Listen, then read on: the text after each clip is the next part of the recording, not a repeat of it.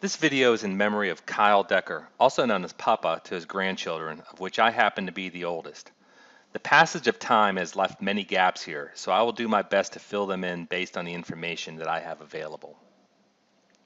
Kyle and his wife Mary, who we all called Granny, were blessed to ultimately have 13 grandchildren and 17 great-grandchildren. I don't have much info from his early days other than he was born in Glen Campbell, Pennsylvania, and showed an aptitude for art in his school years. His stomping grounds in the mountains of PA included small towns such as Patchenville, Burnside, Cherry Tree, and Spangler. Shortly after high school, Kyle got married to high school sweetheart Granny. As the story goes, their parents were not too keen on the idea, so they got married on November 17, 1938, while they were painting houses down in Virginia. Duty called during World War II, and he served his country as a B-17 tail gunner. During this time, he also got started on the family. He is shown here holding his first child, Gary.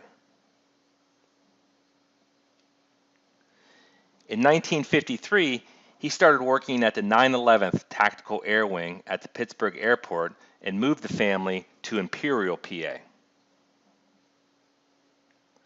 When he was not working at the base, he was almost always in the garage, painting signs or lettering racing cars and work trucks. This was one of his earliest paintings that I can remember hanging at the Imperial House. His lifelong artistic prowess was showcased when he designed the new 9/11 emblem, which was featured in an article in the Pittsburgh Press on January 9, 1972. Along with doing crossword puzzles and playing cards, Kyle loved to play in dartball leagues and smoke his pipe. He also loved to go back up to the mountains and go deer hunting, using either his 30-40 Krag or a Savage 99. I was fortunate enough to join him on a few of those trips as a youngster until he had a mild heart attack and had to give up hunting. He traveled up to Houghton, Michigan for my college graduation in 1987 and of course painted a bunch of signs and banners for the trip. I also had him paint a white paddle for a fraternity brother, which is still on display at the Sigma Row House in Chassell, Michigan. Kyle and Mary celebrated their 55th wedding anniversary in 1993. In my opinion, he put out his best artistic work during the last decade of his life.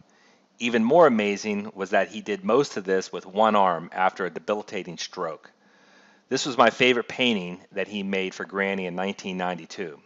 He was also well known for carving and painting tree fungus.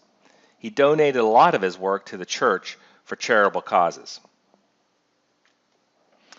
We lost Papa in March of 2001.